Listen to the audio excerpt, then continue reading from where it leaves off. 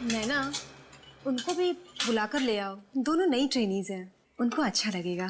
हाँ, lunch time हो गया है, भूख तो लगी होगी। बिल्कुल।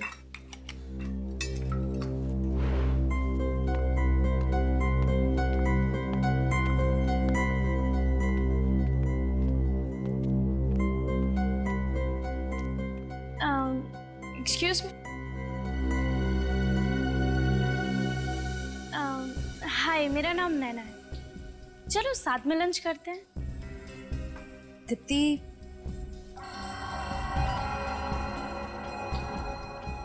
लंच के लिए बुला रहे हैं। ठीक है पूजा। ठीक है, हम आते हैं। ओके।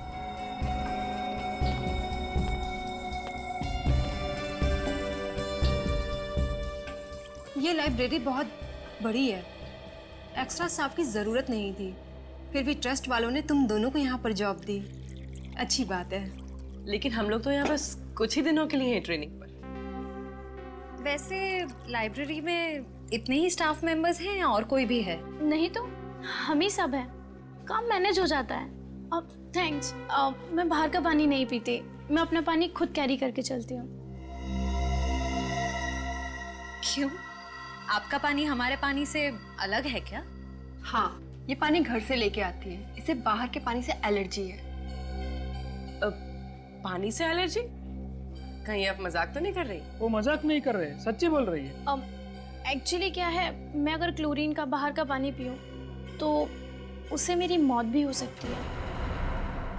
इसके रोगी को पानी से एलर्जी होती है और इस इंसान को इतनी खुजली होती है कि कई बार तो इसकी मौत हो जाती है खुजली की वजह से। ये पेशेंट्स पानी पी सकते हैं? पी सकता है, लेकिन सिर्फ मिनरल वाटर। अगर जरा सा भी क्लोरीन का पानी पिया तो पूरे शरीर में बुरी तरह से रैशेज हो जाते हैं। क्या? I am so sorry. No no, it's okay.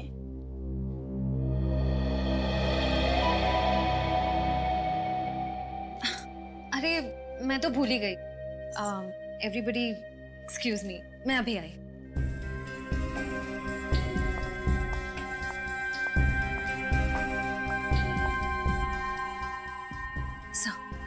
Sir, नैना वही लड़की है जिसे केशव नाथ जी अपना वारिस बनाना चाहते थे।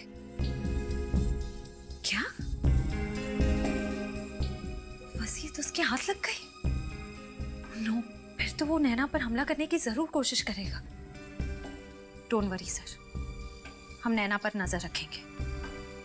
Yes sir. नैना, बैठो। तुमने अभी तक वो लिस्ट नहीं बनाई। रजिस्टर में नए बुक्स के स्टॉक की एंट्री करनी थी, वो कब करोगी? सर वो मुझे कुछ नहीं सुनना है। आप सब घर जा सकते हो, लेकिन नैना, तुम अपना काम खत्म करके ही घर जाओगे। Okay sir.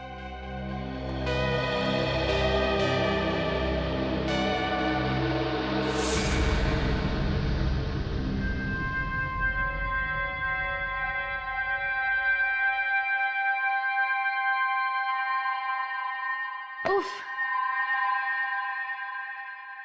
11:30 बज गए। ये भी कोई तरीका है काम करवाने का? ये मैनेजर नहीं, हिटलर है, हिटलर। कल ना मैं इसकी लाइब्रेरी की ट्रस्टी से जरूर शिकायत करने वाली हूँ। और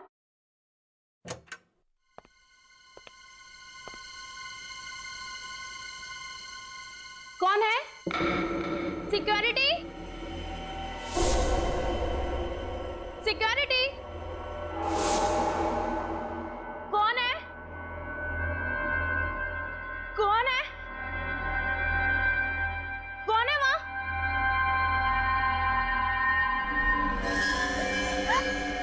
कौन हो तुम?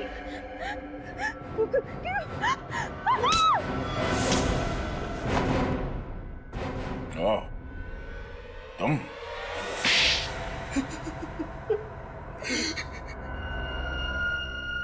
मैंने रात दिन इसलिए मेहनत नहीं की थी कि मेरे ससुर जी अपनी सारी जायदाद अपने किसी दूर के रिश्तेदार को खैरात में दे दे। मुझे शर्म आती है तुम्हें अपना दामाद कहते हुए। और आप अपनी सगी बेटी को छोड़कर किसी दूर के रिश्तेदार को अपनी सारी जायदाद कर देते हो, तो क्या अच्छा था? शुरू से बता हुआ क्या? हाँ, मैंने वो दो गुंडे केशवनाथ जी को फार्म हाउस पर मारने के लिए भेजे थे, मगर वो दोनों उस आग में जलकर राख हो गए। फिर मुझे पता चला अमन मुझसे कुछ छुपा रहा है, इसलिए मैंने उस पर नजर रखना शुरू कर दिया। फिर मुझे पता चला कि केशवनाथ जी और शिमोना उस आग में नहीं जले थे, दोनों बच गए थे और सब उस व्हील को मुझसे छुपा रहे थे। और अमन को पता चल गया था तुम्हारे इरादों के बारे में, इसलिए उसने खुफिया तरीके से शिमोना को वो वसीयत कहाँ है ये बता दिया। हाँ। और इसी चक्कर में वो बिंदु मारी गई, जिसे तुमने यहाँ सिर्फ इसलिए भेजा था कि वो ये पता लगाए कि वो रिश्तेदार है कौन जो यहाँ काम करती है ना? हाँ। केशवनाथ जी के फार्म हाउस में आग किसने लगाई? वो आग मैंने लगाई थी सर, ताकि लोगों को लगे कि केशवनाथ जी और शिमोना और प्रणय उस आग में तीनों जलकर मर गए। अब तुम सारी जिंदगी जेल के सलाखों के पीछे अपने गुनाहों की गिनती करते रहना। अब मिस्टर अमन, आपने केशवनाथ जी की मदद की, अच्छा काम किया, मगर मदद करने का तरीका गैर कानूनी था। आपने खून किया है बिंदु का, और शिमोना जी आपने इसमें इनका साथ दिया। आप दोनों को भी गिरफ्तार किया जाता है।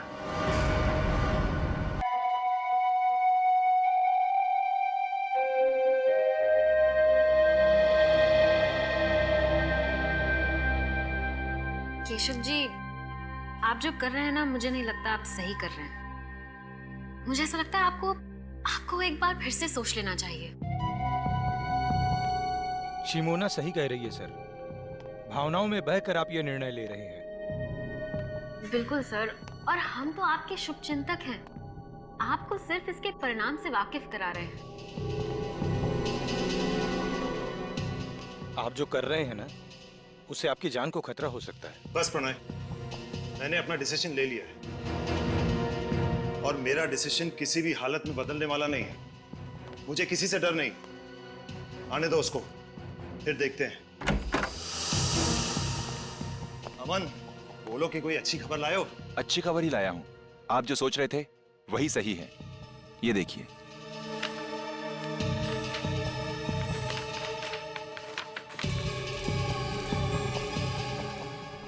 शिमोना, वो कागजात देना। जी। पेन।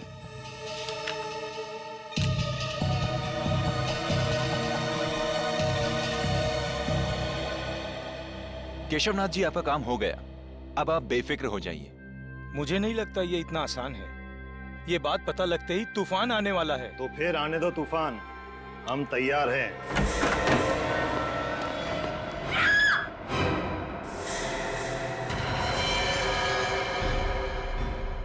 तुम्हें चेतावनी दी गई थी मिस्टर केशव, और चेतावनी सिर्फ एक बार दी जाती है, अगली बार तो सिर्फ गोली।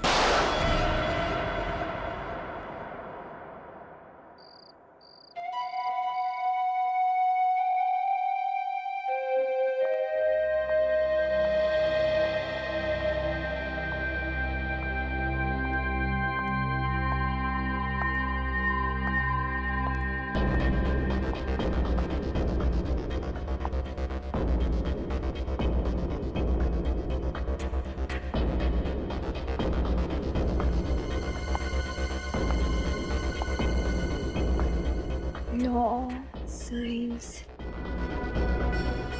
all books, shelf number 2.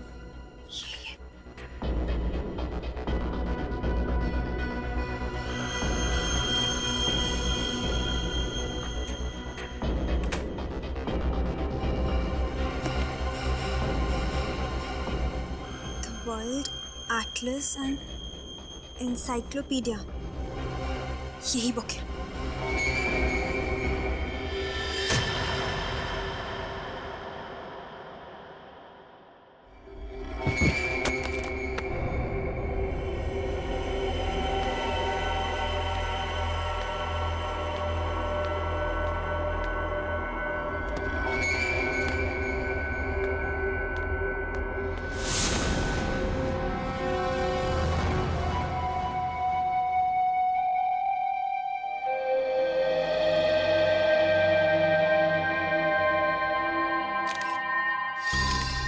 उसके गले में छेद है, किसी नुकीली चीज से वार किया गया है और शायद उसी वजह से इसकी मौत हो गई। लेकिन सर हमें तो ऐसी कोई चीज मिली नहीं यहाँ से। हो सकता है खूनी अपने साथ ले गया।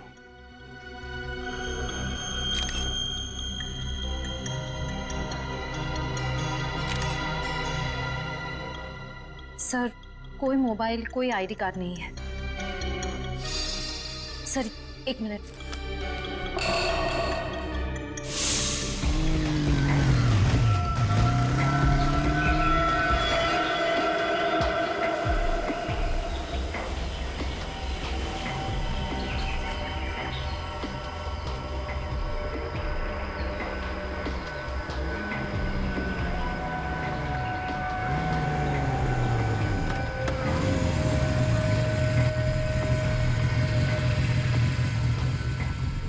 क्या करना है मुझे?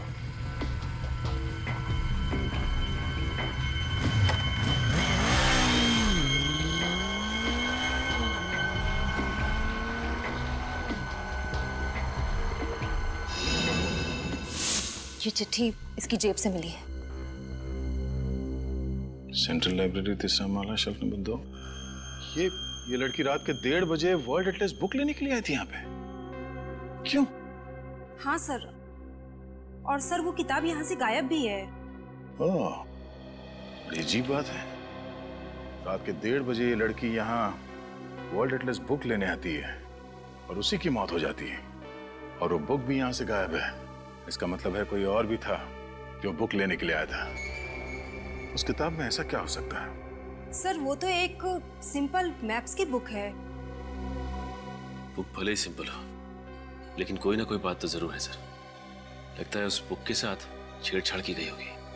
सचिन, बाहर जाके पता करो किसी ने इन लोगों को अंदर बाहर आते जाते देखा है क्या। ये वर्ल्ड एटलस बुक आखिरी बार कौन लेके गया था? सर एक मिनट।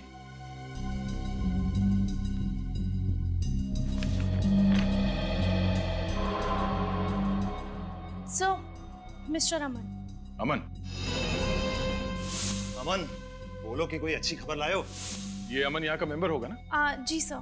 जरा उसका एड्रेस देना।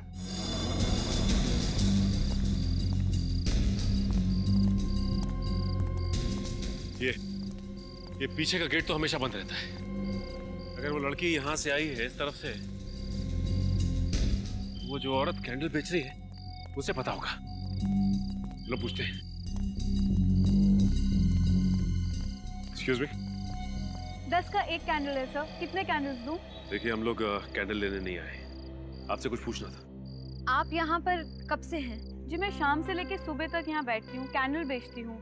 यहाँ पास में चर्च है, यहाँ देर रात तक लोग कैंडल जलाने आते हैं। क्यों, क्या हुआ मैम? देखिए, ये सामने जो लाइब्रेरी है ना, वहाँ पे एक खून हो गया। मुझे लगा ही था उस लाइब्रेरी में कुछ तो गड़बड़ हुआ है। अच्छा, आपको ऐसा क्यों लगा कि लाइब्रेरी में कुछ गड़बड़ है? सर वो कुछ देर पहले। राजू, गाड़ी निकाल जल्दी। मैडम 10 रुपए का एक कैंडल है, प्लीज ले लीजिए मैम। शिमोना, वो कागजात देना। जी मुझे नहीं चाहिए मैम। कहा ना नहीं चाहिए। Ma'am please. Driver city market जल्दी। क्या 2 बजे रात को वो सिटी मार्केट जाना चाहती थी? आपने ठीक से सुना था? जी हाँ, मैंने बराबर सुना था। आपने उसका चेहरा तो देखा होगा ना? जी हाँ, मुझे याद है। मिस्टर अमन का यही घर है? जी हाँ। और ये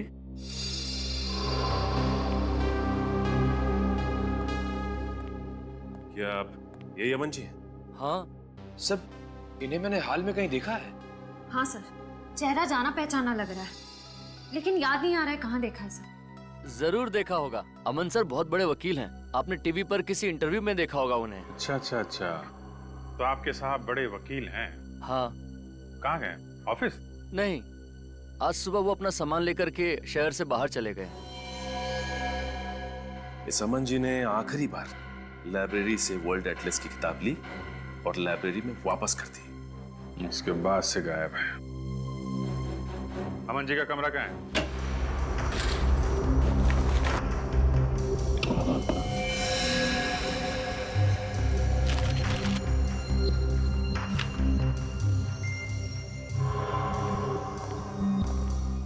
सर, अलग अलग देशों के कटे हुए नक्शे मिले।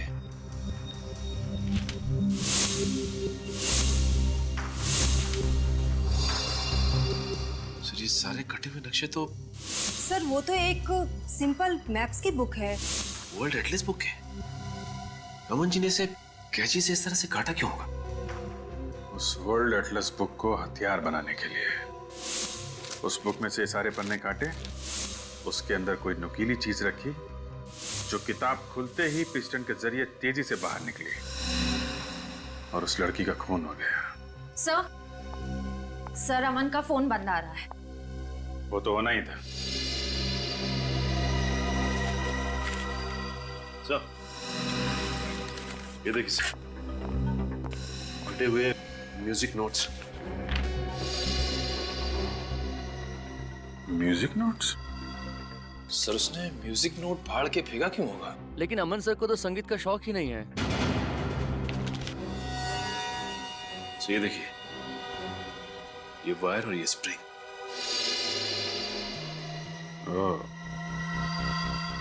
मिस्टर अमन का लाइब्रेरी से वर्ल्ड एटलस बुक का लाना, उसके पन्नों के साथ छेड़छाड़ करना और वापस बुक लाइब्रेरी में रख देना। उसके बाद एक लड़की का लाइब्रेरी में से उसी बुक को लेना और उस बुक से उसका खून हो जाना और मिस्टर अमन का गायब हो जाना। ये कोई इत्तेफाक नहीं है, साजिश है, साजिश। सोची समझी साजिश। रात के 1:30 बजे एक अनजान औरत सेंट्रल लाइब्रेरी में घुसती है और वहां से एक ऐसी किताब उठाती है जिसके अंदर हथियार छुपा के रखा गया था और शायद कोई संदेशा भी। और उसी हथियार से उस अनजान औरत का खून हो जाता है। फिर कोई वो किताब चुरा लेता है, वो भी एक अनजान औरत। सर, मुझे ऐसा लगता है कि दोनों औरतों को वर्ल्ड एटलस की जरूरत होगी और बुक एक ही थी, इसलिए दोनों में झगड़ा हो गया। दूसरी वाली औरत ने पहली वाली को मार दिया और बुक ले ली। सर, रात के 1:30 बजे एटलस को लेकर दोनों औरतों के बीच में झगड़ा हुआ और एक ने दूसरे को मार दिया। केस खत्म, है ना? वाह। सर, अजीब बात यह है कि लाइब्रेरी से किताब चुराने के बाद वो औरत अपने ड्राइवर से कहती है कि वो उसे सिटी मार्केट लेकर जाए। सर, इतनी रात में सिटी मार्केट में ना तो कोई दुकान खुली होगी, ना ही कोई कॉफी शॉप। वही तो रजत, वही तो समझ में नहीं आ रहा है कि क्यों। सर, ऐसा भी तो हो सकता है कि वो औरत सिटी मार्केट के आसपास ही कहीं रहती हो। नहीं सूरज, अगर ऐसा होता तो वो अपने ड्राइवर से कहती कि हम घर ले चलो। सिटी मार्केट ही क्यों? सिटी मार्केट ही क्यों? उस औरत के बारे में क्या पता चला जिसका लाइब्रेरी में खून हुआ? सर, अभी तक तो कुछ पता नहीं चला है। सर, उसके लापता होने की भी किसी ने कंप्लेंट दर्ज नहीं करवाई है। हम लोग क्रिमिनल रिकॉर्ड चेक कर रहे हैं। सर, ये स्केच बन गया। सर, यही वो अनजान औरत है जो बुक लेकर भागी थी। सर, इस औरत को मैंने किसी न्यूज में देखा था। सर, न्यूज में?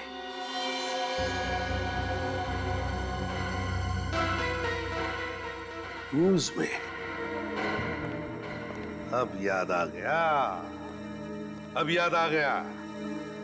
उद्योगपति केशवनाथ जी के फार्म हाउस में जो आग लगी थी, उसकी खबरें सारे अखबारों में छपी थी। उसी में मैंने इन दोनों का फोटो देखा है। सर, ये हादसा तो 2 हफ्ते पहले ही हुआ था। पूर्वी, सर, ये अखबार में जिस औरत का फोटो है उसकी शक्ल और ये स्केच वाली औरत की शक्ल कितनी मिलती जुलती है। सर, लेकिन ये तो शिमोना है। मैम, आपने पक्का इसी औरत को देखा था? जी सर, पक्का मैंने इसी को देखा था। सर, अगर शिमोना जिंदा है तो अमन ने पुलिस में झूठी रिपोर्ट क्यों लिखवाई? सर, और शिमोना ने लाइब्रेरी में उस लड़की की हत्या क्यों की? कोई ना कोई राज जरूर था केशवनाथ जी के फार्म हाउस में, जो उस आग में जलकर खाक हो गया।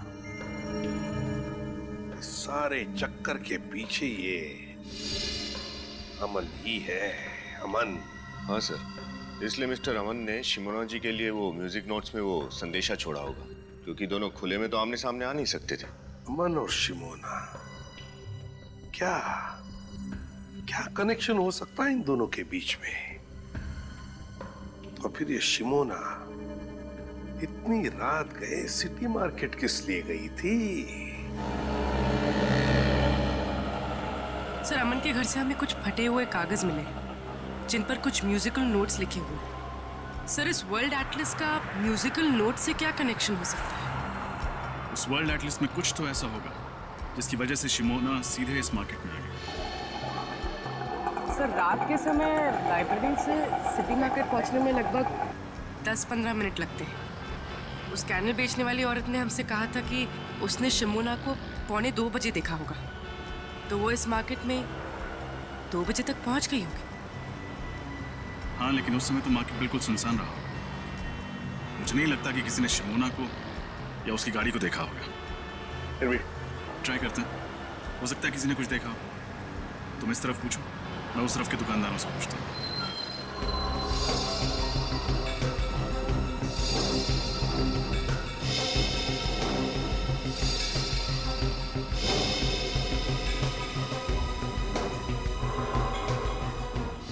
सर, आखिर आप क्या ढूंढ रहे हैं? हम कह रहे हैं ना कि अमन सर ने कोई गैर कानूनी काम नहीं किया है। गैर कानूनी काम नहीं किया तो फिर अचानक क्यों गायब हो गए? मुझे नहीं पता। कोई भी वकील बिना किसी को बताए अपने सारे कोर्ट केसेस छोड़ के वेकेशन पे तो जाएगा नहीं, और अगर जाएगा तो कम से कम अपनी पर्सनल सेक्रेटरी यानी आपको तो बता के जाएगा। लेकिन उन्होंने मुझे कुछ नहीं बताया। और अगर नहीं बताता है तो इसका मतलब है कि वो कोई गलत काम कर रहा है और वो नहीं चाहता है कि उसके बारे में किसी को पता चले। नहीं, अमन सर कभी कोई गलत काम नहीं कर सकते, और वाकई में हमें नहीं पता है कि वो गए कहाँ हैं। इतना जरूर पता है कि वो हमें कांटेक्ट जरूर करेंगे, वो भी सही समय पर। अब आप ही बताइए साहब, इतनी छोटी सी चीज चुराने के लिए मेरी दुकान का ताला तक तोड़ डाला। मेरी तो समझ में नहीं आ रहा कि वो चोर था या फिर कोई पागल था। और कुछ तो चोरी नहीं हुआ दुकान से? नहीं साहब, और कुछ तो चोरी नहीं हुआ। चलो ठीक है, आइए मेरे साथ। उर्वी, एक्सक्यूज मी, हम लोग सीआईडी से। सर, क्या हुआ क्या यहाँ पे? सर, वो कल रात को मेरे म्यूजिक स्टोर में ताला तोड़कर एक चोर घुस आया था, और सर वो केवल एक म्यूजिक बॉक्स के अलावा और कुछ भी चुरा कर नहीं ले गया। एक ही म्यूजिक बॉक्स? उसके अलावा उसने कुछ भी नहीं चुराया? जी मैडम, वो चोर देर रात को आया होगा जब पूरा मार्केट बंद हो जाता है, चारों ओर सुनसान हो जाता है, तभी तो किसी ने कोई आवाज भी नहीं सुनी। हो सकता है शिमोना ने ही वो म्यूजिक बॉक्स चुराया। अच्छा, ये म्यूजिक बॉक्स आपके पास था कब से? सर, कल सुबह ही एक सेल्समैन देकर गया था। कल सुबह? जी मैम, उस सेल्समैन ने बतौर सैंपल वो म्यूजिक बॉक्स मेरे पास रखा था और कहा था कि एक म्यूजिक कंपनी ने एक नया आइटम लॉन्च किया है, वो म्यूजिक बॉक्स में कस्टमर को दिखाकर मैं और 20 के ऑर्डर भी ले लूंगा। और उसने कहा कि वो 2 दिन के बाद आएगा ऑर्डर लेने के लिए, तभी वो सैंपल वाला म्यूजिक बॉक्स लेकर जाएगा। सर, उसने वो सैंपल पीस बेचने के लिए मना किया था। अब आप ही बताइए मैं उसको क्या जवाब दूंगा। ये सेल्समैन पहले भी आया था आपकी दुकान पर? जी नहीं सर, वो सेल्समैन हमारे लिए नया था, पहले कभी नहीं देखा। यही था?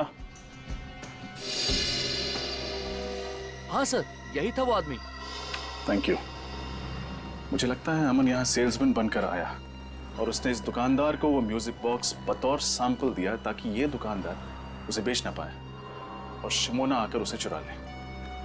सर, जरूर उस किताब में कोई कोड या मैसेज होगा जिसमें लिखा होगा कि शिमोना को म्यूजिक बॉक्स इस मार्केट से चुराना है।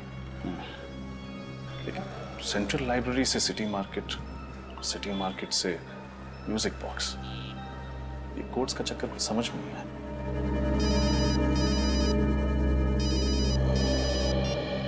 हाँ सचिन, क्या? ठीक है। क्या हुआ सर? कल रात इस शहर के 2 और म्यूजिक स्टोर से ऐसे ही म्यूजिक बॉक्सेस चुराए गए।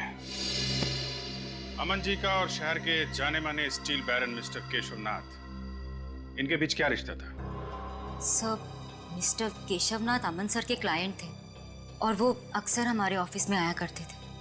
अमन सर मिस्टर केशवनाथ का लीगल काम संभाल रहे थे जो गुप्त रखा गया था। जी सर, और इसी सिलसिले में एक दिन उनकी बेटी मीनार भी हमारे ऑफिस में आई थी सर। मीनार तुम?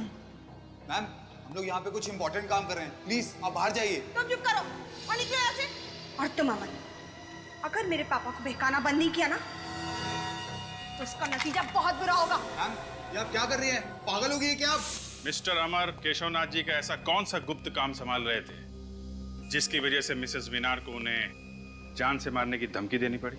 सर हमें वाकई में कुछ नहीं पता, क्योंकि अमन सर मिस्टर केशवनाथ का काम खुद संभालते थे। हाँ सर, और इस केस के बारे में उन्होंने मुझे भी कुछ नहीं बताया सर। सर। हाँ बेटी। सर केशवनाथ जी के कोई भी लीगल पेपर्स इस ऑफिस में नहीं है, मगर सर ये मिसेस मीनार को अमन पे इतना गुस्सा क्यों आया? और सर ये अमन फार्म हाउस में लगी आग के सिर्फ एक गवाह थे, या वो जानते थे कि आग लगने से पहले वहां क्या हुआ था? ये तो केशवनाथ जी के फार्म हाउस पे जाके ही पता चलेगा। जरा मिसेस मीनार को भी वहां बुलवाओ।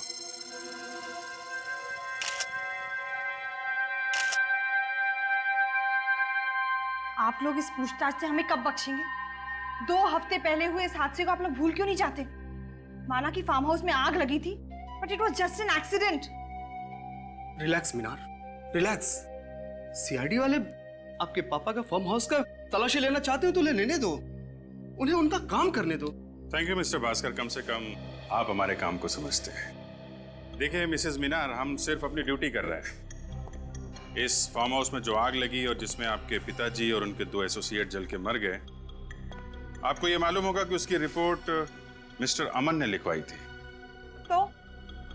तो हुआ यह है कि मिस्टर अमन अभी लापता हो गए, और सिर्फ इतना ही नहीं, सेंट्रल लाइब्रेरी में हुए एक गुमनाम लड़की के कत्ल में भी उसका हाथ है। मुझे ये नहीं समझ में आ रहा कि एक लाइब्रेरी में हुए कत्ल का इस फार्म हाउस के जलने से क्या मतलब है?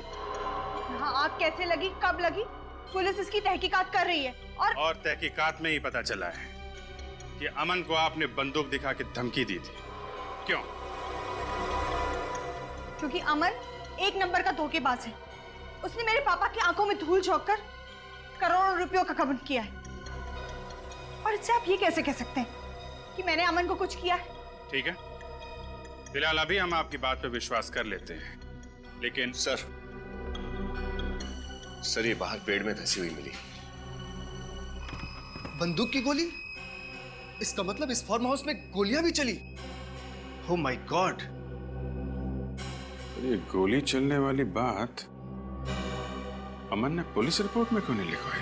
ये वीणा का है, ये संतूर का है, और ये सितार का है।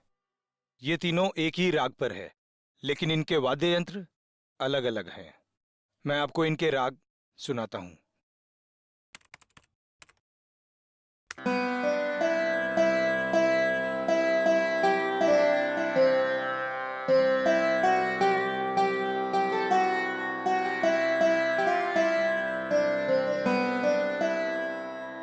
ये वीणा था, अब आप संतूर सुनिए।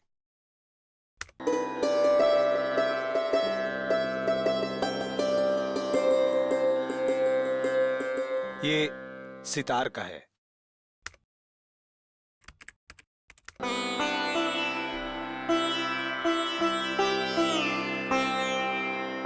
कहीं इन नोट्स में कुछ छुपा हुआ संदेश तो नहीं है, कोई हिडन मैसेज? नहीं नहीं, ये तो शुद्ध संगीत है। अब आपके वक्त और आपकी मदद के लिए शुक्रिया। नमस्कार। ये अमन तो एक वकील है ना, तो भला एक वकील शिमोना को शास्त्रीय संगीत के जरिए अपना मैसेज क्यों भेजेगा? सर, और शिमोना ने वही म्यूजिक बॉक्सेस चुराए हैं जिस पे ये एक ही राग 3 अलग अलग म्यूजिकल इंस्ट्रूमेंट्स पे बजाए गए हैं। सर हो सकता है कि इन 3 अलग अलग इंस्ट्रूमेंट से बजाया गया राग किसी व्यक्ति या किसी जगह के बारे में इशारा कर रहा हो। अब बस ये पता करना है कि संगीत के ये सुर किस जगह या फिर किस इंसान से जुड़े हुए हैं। मिसेस मीनार, अब तो आपको यकीन हो गया होगा कि फार्म हाउस में आग लगना कोई हादसा नहीं था। यहाँ पे गोलियां चली थी, गोलियां। सर। हाँ बेटी। सर, पुलिस की फॉरेंसिक रिपोर्ट के मुताबिक उस वक्त यहाँ पे जो थे वो सब आग में जलकर राख हो गए थे, और उनकी बाकी बची जो हड्डियां हैं वो अभी भी उन्हीं के लैब में है। तो एक काम करो, उन हड्डियों को अपने फोरेंसिक लैब में भिजवा दो, डॉक्टर साळुंखे के पास। Yes sir. What nonsense! मुझे अपने पापा का अंतिम संस्कार करना है। देखिए मैडम, पहले हमें ये पता लगाना है कि एग्जैक्टली यहाँ पे हुआ क्या था। फिर आपके पिता की हड्डियों की शिनाख्त भी अभी बाकी है, तब तक आपको इंतजार करना ही पड़ेगा। सर ये देखिए क्या मिला, साइड से थोड़ा जला हुआ।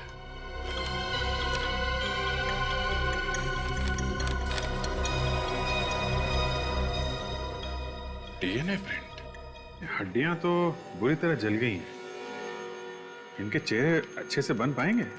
हाँ अभिजीत, इस फेस कंस्ट्रक्शन सॉफ्टवेयर के जरिए आप मौका वारदात पर पाई गई खोपड़ी का फेस कंस्ट्रक्ट करने की कोशिश तो करें।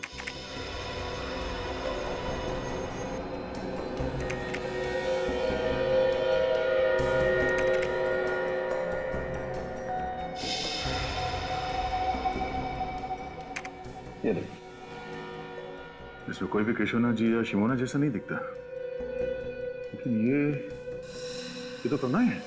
यानी कि प्रणय वाकई में उस रात जल के मर गया था? नहीं ब्रेडी, प्रणय की मौत गोली लगने की वजह से हुई। ये दोनों कौन है? मेरे जरा इन लोगों को बुला के ला।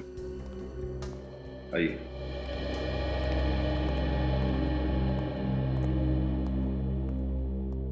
जरा इन दो चेहरों को देखिए, इनको पहचानते हैं आप लोग? कभी ये देखा है? इनमें से हम किसी को नहीं जानते। हमें क्या पता कौन है ये लोग? सर आपका शक सही निकला। घटनास्थल से लाई गई सारी हड्डियों का डीएनए टेस्ट मिल गया। किसी का भी डीएनए मिसेस मीनार के डीएनए से नहीं मिलता। यानी वाकई में केशवनाथ जी जिंदा है? पर मेरे पापा हैं कहाँ? उन्होंने अब तक फोन क्यों नहीं किया? हम लोग जल्दी पता लगा लेंगे, अभी आप लोग जा सकते हैं। अच्छा तारिका, वो फार्म हाउस पे जो डीएनए की रिपोर्ट मिली थी उसका क्या हुआ? ये डीएनए प्रिंट एक 25 से 30 साल की औरत का है, जिसका केशवनाथ जी के साथ जेनेटिक लिंक है। और एक बात सर, ये औरत को एक बहुत ही असामान्य बीमारी है, एक्वाजेनिक प्लूराइटिस। ये बीमारी है क्या?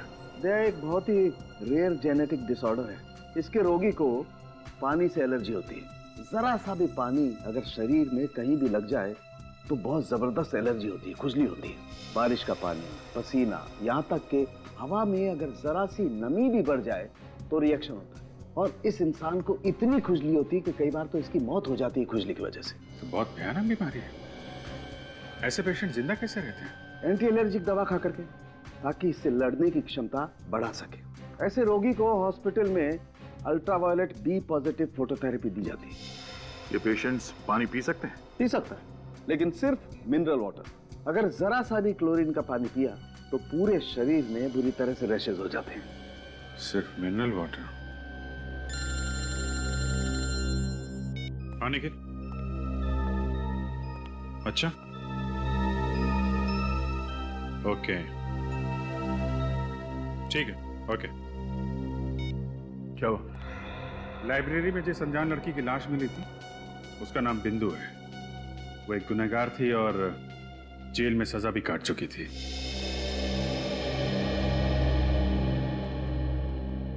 सीआईडी मुंबई टीम से आपसे सुबह फोन पे बात हुई थी। यस सर, बैठिए ना। जी नहीं, इट्स ओके। आपको बिंदु के बारे में जानकारी चाहिए ना? जी हाँ, क्या बता सकते हैं आप बिंदु के बारे में? ये तो आपको किमी ही बता सकती है। किमी? कौन किमी? किमी और बिंदु दोनों एक ही सेल में थी और दोनों एक ही दिन रिहा हो गए।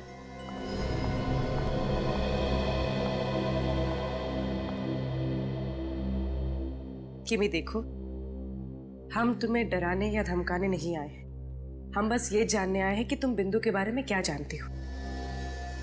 वो बिंदु क्या? बिंदु ने मेरे को पैसे का लालच दिया था और बोला था किसी काम में उसका साथ देने को। कैसा काम? वो तो सर उसने नहीं बताया। किसने सौंपा था काम? सब ये भी नहीं बताया उसने। बोला था टॉप सीक्रेट है। और साहब मैंने पूछा भी नहीं, अपने को तो सिर्फ पैसों से मतलब था साहब, इसलिए नहीं पूछा। कहाँ गई थी तुम उसके साथ? Central library, Mumbai. Central library? इसका मतलब बिंदु पहले भी गई थी लाइब्रेरी? हाँ सर। क्यों गए थे तुम दोनों वहां? सर, बिंदु और मैं सॉफ्टवेयर इंजीनियर बनकर गए थे उस लाइब्रेरी में। बिंदु को कुछ कंप्यूटर से जानकारी चाहिए थी और मैं बाहर निगरानी कर रही थी कि अगर कोई आसपास दिखाई दे तो तुरंत इत्तला कर दूं बिंदु को। और वो जानकारी जो उसे चाहिए थी उसे मिली? नहीं सर। सर, लाइब्रेरी के कंप्यूटर से ऐसी क्या जानकारी हासिल करना चाहती थी बिंदु? पता नहीं, लेकिन ये पक्का है कि फार्म हाउस पे किए गए खून का राज जरूर उस लाइब्रेरी में छुपा है। मुझे प्रणय को वहां जाने ही नहीं देना चाहिए था। केशवनाथ जी की प्रॉब्लम में उसको पढ़ने की क्या जरूरत थी? किस प्रॉब्लम की बात कर रही हैं आप? प्रणय और शिमोना केशवनाथ जी के बिजनेस एसोसिएट थे। केशवनाथ जी को अपनी बेटी मीनार पर बिल्कुल भरोसा नहीं था, इसलिए वो चाहते थे कि अपनी जायदाद को किसी ट्रस्ट में रख दें। प्रणय और शिमोना उन्हें मनाने की बहुत कोशिश कर रहे थे कि अपनी बेटी के साथ ऐसा ना करें। और मीनार को केशवनाथ जी के इस फैसले के बारे में मालूम था क्या? जी, ये तो मैं नहीं जानती, लेकिन फार्म हाउस में आग लगने के एक हफ्ते पहले प्रणय ने मुझसे कहा था कि केशवनाथ जी ने अपनी जायदाद को ट्रस्ट में देने का फैसला बदल दिया है। और उसकी वजह? क्योंकि उन्हें कोई और वारिस मिल गया था। नया वारिस? हाँ, केशवनाथ जी को वसीयत बनाने से पहले उसके बारे में कुछ कंफर्म करना था। ये डीएनए प्रिंट एक 25 से 30 साल की औरत का है जिसका केशवनाथ जी के साथ जेनेटिक लिंक है। इसका मतलब वो डीएनए प्रिंट उस दूसरी लड़की का था जिसे केशवनाथ जी अपनी जायदाद का वारिस बनाना चाहते थे। क्या प्रणव जी ने उस नए वारिस का नाम बताया था आपको? यही पता करने के लिए तो वो फार्म हाउस गए थे उस दिन, लेकिन फिर वापस ही नहीं आए। मतलब ये सारा केस केशवनाथ जी की जायदाद से जुड़ा हुआ है, जो अपनी बेटी को नहीं बल्कि किसी और रिश्तेदार को देना चाहता है। और वो डीएनए प्रिंट जो केशवनाथ जी के जले हुए फार्म हाउस से मिले वो उसी रिश्तेदार के होंगे। किसी के डीएनए प्रिंट मिलने से ये कैसे साबित होगा कि वो केशवनाथ जी के रिश्तेदार के हैं? सूरज, इंसान दो ही वजह से डीएनए टेस्ट करवाता है, या तो उसे रिश्ता साबित करना होता है या फिर बीमारी के बारे में, जेनेटिक बीमारी के बारे में पता करना होता है। लगता तो यही है कि केशवनाथ जी ने डीएनए टेस्ट के जरिए रिश्तेदारों की पहचान करने की कोशिश की है। हमें ये कैसे पता चलेगा कि वो डीएनए प्रिंट किस रिश्तेदार का है? किमी बता रही थी कि बिंदु और वो जब जेल से छूटी तो दोनों सेंट्रल लाइब्रेरी में गई थी उस कंप्यूटर से कुछ इंफॉर्मेशन निकालने के लिए। सर, इसका मतलब वो 25-30 साल की लड़की जिसे डीएनए रिपोर्ट के मुताबिक पानी की एलर्जी है, वो इसी लाइब्रेरी में काम करती है? एग्जैक्टली। मतलब सर, हमें ना सिर्फ केशवनाथ जी, अमन और शिमोना को खोजना है, बल्कि लाइब्रेरी में काम करने वाले उस गुमनाम वारिस का भी पता लगाना है। ये केशवनाथ जी, अमन और शिमोना को ढूंढेंगे कैसे? रेडी, भले उन तीनों के मोबाइल फोन बंद हो, भले उनके बैंक अकाउंट में कोई लेन देन ना हो, लेकिन हर चीज के लिए पैसा तो लगता ही है। कोई ना कोई तो उन्हें पैसे भेजता ही होगा। बस उन्हें ढूंढ लेंगे। लेकिन कौन सर? केशवनाथ जी और शिमोना के जान पहचान वालों के मुताबिक वो दोनों मर चुके हैं। दया, ये अमन तो जिंदा है, और फिर अभिजीत ने तो कहा ही था ना कि अमन की सेक्रेटरी विनीता काफी वफादार है। सर, उन 3 म्यूजिक बॉक्सेस का क्या राज है? वो अमन ने शिमोना के लिए 3 अलग-अलग दुकानों में क्यों रखे थे? अमन को पता था कि कोई उसका पीछा कर रहा है, इसीलिए वो तीनों म्यूजिक बॉक्सेस में शिमोना के लिए संदेश भेजता था। दया, लेकिन पता लगाना पड़ेगा इस केशवनाथ जी का म्यूजिक से क्या संबंध है। और एक काम, इस अमन की सेक्रेटरी विनीता पर नजर रखो, विनीता पर नजर रखो।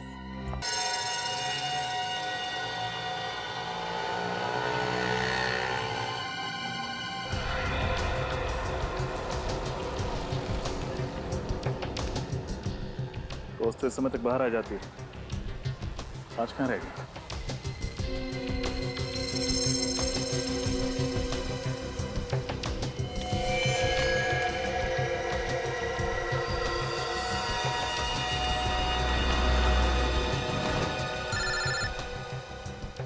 सर ये पैदल ही आई है, शायद ऑटो का वेट करे।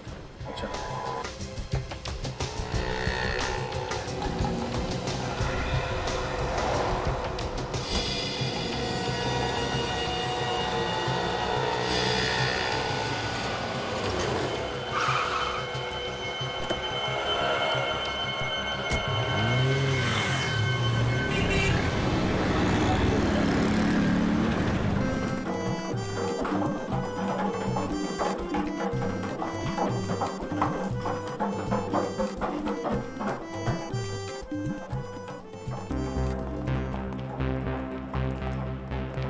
लेकिन जरा देखो अलंकार जी कहाँ है?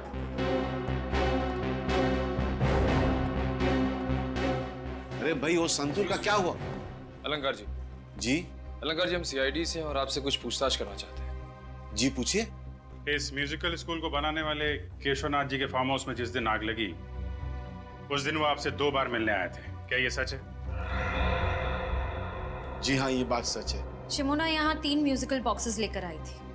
कहाँ है वो बॉक्सेस? अब उस लड़की का नाम शिमोना है या नहीं मुझे पता नहीं, मैंने तो कभी पहले उसे देखा तक भी नहीं। वो यहाँ बॉक्स लेकर आई थी या नहीं? एक लड़की आई तो थी।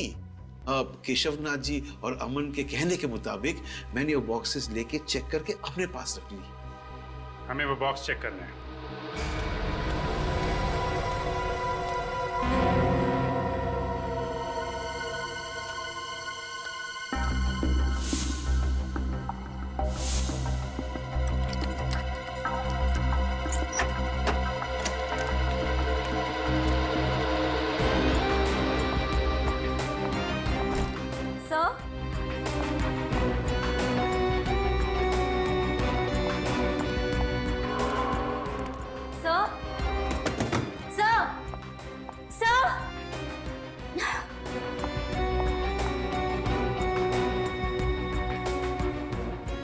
चले गए सब के सब?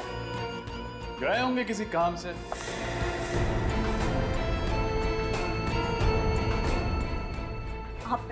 आप लोग यहाँ? जी हाँ, हम लोग यहाँ क्योंकि हमारा तो काम ही है गुनहगारों को पकड़ना। लेकिन मैं गुनहगार नहीं हूँ, मैं सच में गुनहगार नहीं हूँ। कुछ नहीं किया है मैंने। गोली मत चलाना प्लीज, बंदूक पीछे रखो, बहुत डर लगता है मुझे बंदूक। और झूठ बोलने से डर नहीं लगता? मुझे माफ कर दो सर, मैंने झूठ कहा था कि मैं अमन सर के बारे में कुछ नहीं जानती। मैं तो सिर्फ उनके ऑर्डर्स को फॉलो कर रही थी। अमन सर, मिस्टर केशवनाथ और शिमोना मैडम यही छुपे हुए थे। इसका मतलब ये तीनों इस षड्यंत्र में मिले हुए थे। तुम्हारे पास अमन और शिमोना का नंबर होगा? हाँ सर। फोन लगाओ, पूछो कहाँ है।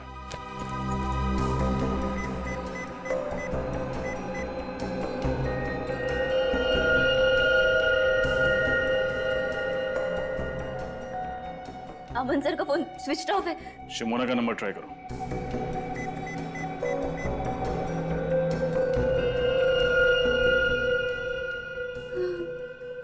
उनका फोन भी बंद है।